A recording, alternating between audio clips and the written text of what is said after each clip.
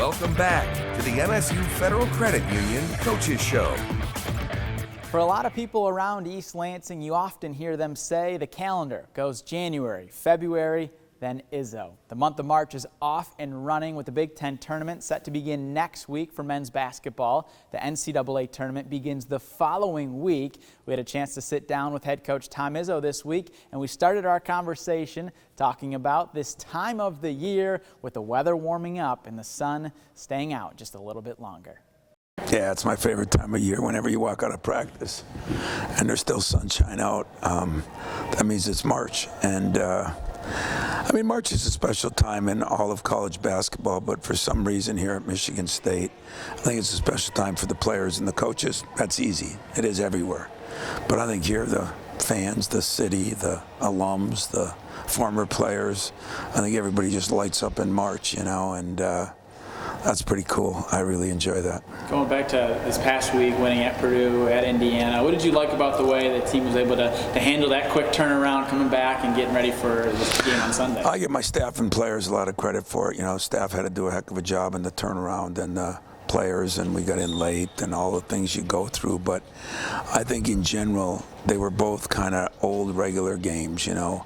The Purdue-Michigan State game was, I saw Gene Katie that morning. I spent an hour and a half with him, and it was like the game was just like it was 25 years ago, you know. It was, both teams played hard. There was no BS. Everything was good, and sure, we came out on the winning end. Matt probably doesn't feel the same way in a lot of ways, but it really was a pretty well played game. We made a few more shots than they did, but they're really good, and the crowd was unbelievable. And then we could turn around and go to Indiana, and they got their backs against the wall, you know, to try to get into the tournament. And you know, I think we were getting one of their best shots, you know, and I think we grounded it out. We played differently. One game we got off to an average start. One game we got off to a great start. Our defense was good both ways, and you know, we rebounded pretty well. We did the things we had to do to win games. Took care of the ball real well. That was both games. That was impressive. Seems like whenever Michigan State goes on the road, that brand, you being the head coach, you're always going to get a team's best shot, I feel like, in a lot of ways. I feel like I've seen a number of whiteouts or like a big thing with the crowd. How do you guys embrace those opportunities when you know a home team is going to try to bring it when Michigan State comes to town?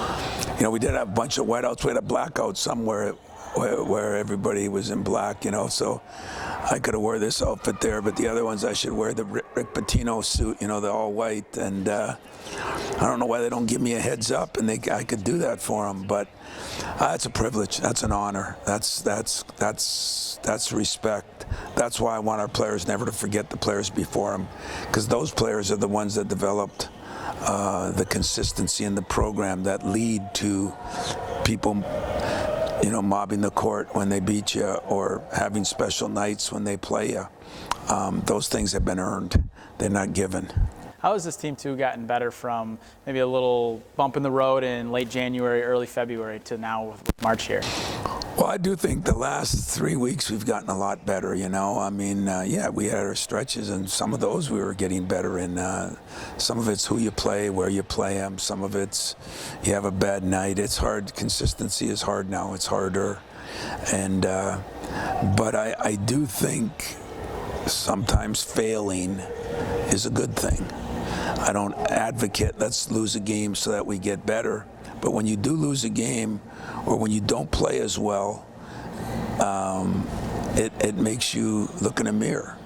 And you know, Shazam, we all didn't quit and transfer. You know, we rolled our boots up, we went back to work, and lesson learned. Fears down Broadway. How did he get through there? Reckless abandon. Jeremy Fears showing no fear at Mackey. With Jeremy, obviously not a senior, but what can you say about the way he has been playing this year and the way he's just continued to get better with this big workload now that he has of playing a lot more minutes now?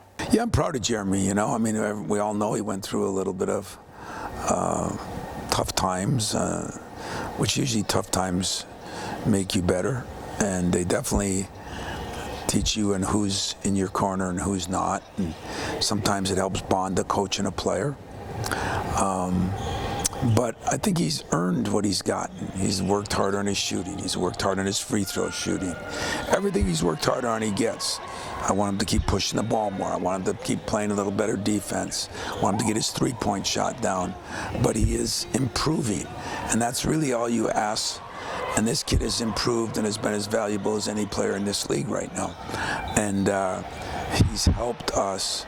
And for a while there, he was taking 18, 19 shots a game. You know, now he's back to 10, 12, and he's back to 9, 10 assists. And he's just doing a lot of things to help us win. And he's grown as a person, and he's grown as a player, and it's been fun to watch him grow. Yeah, it does seem like he is playing at a first-team All-Big Ten level, but in a way, from my point of view, it seems like he could be playing at an All-American level in a way, too. Do you see that, too, in the way he's playing compared to some other guys you've had at that level? You know, he's doing the things that you need to do to get accolades that you've earned and deserved, and yet you never know how that goes. Sometimes it's a popularity contest, sometimes it's different things, but Jeremy Fears is putting himself in a position to, if he keeps growing, to be with some of those great point guards we've had that have really made a name for themselves. So I'm excited about his future. We're doing this on Tuesday. Thursday is senior day for this group, and you got a group of seniors. A lot of them didn't transfer, they stuck around. What is that going to be like when you see them kiss that Spartan head? You know, I feel I have 4 guys that have been here, and then Trey Fort just came in for a year, and that's hard. It looks like Denim Mojic did, but he started here when he was 3 years old. And so he's been part of the program, you know, with his mom and dad and everything. And but it'll be hopefully different for Trey than he's seen before. For the other 4 guys, they've seen it before. And you know, Denham is a great example, was at Harvard, and you know, and he transfers here, and for his 5th year, because you can't even stay at Harvard, you can't be in the Ivy League for 5 years. So he's not here because of his dad, he's here because we needed a guy, and I trusted him. And then in Nick Sanders is one of the great walk-on candidates I've had that now has a scholarship and earned and deserves it. He has been a great Spartan and will be continued to be a great Spartan. So I love having Nick here. He's done a lot for us behind the scenes and the scout team and all the things he's done. Phenomenal student. And then, of course, you've got the other 2 that have been here with Nick for 4 and 5 years. And Jackson Kohler came in the highest ranked of the bunch and had some injuries and went through some tough times, but never left, never wanted to leave in an era where everybody is. And then Coop, you know, every time he does something, I hear the Coop, I say, you know, that's an appreciation for a guy who's from the area and was the boy next door. You know, wasn't the superstar All-American, and just kind of earned his way, got better each year. And I still think the best part for him is yet to come. So it'll be a good senior night. You know, there's always pressure on the coach. You got to win that game. I think twice since I've been doing this, which is over 20 years, so we have it at the end of the game. We've gotten beat, but even those were good because it's about the seniors. It's not about, you know, the wins and losses. What is it like when you're on the sideline, the guys kiss the Spartan head, they come off the floor, and a lot of them give you a big hug too? Yeah, they like me for 1 minute. You know, they have to do that. There are too many people watching. No, I bet you for every one of them it's sincere, and I know for me it's sincere because I know what they went through. I know what I put them through. I know what they've accomplished for us. I mean, this team in the last 2 years is like 54 and 11 or 12 right now. You know, it's amazing. It's one of the great records of all 2-year.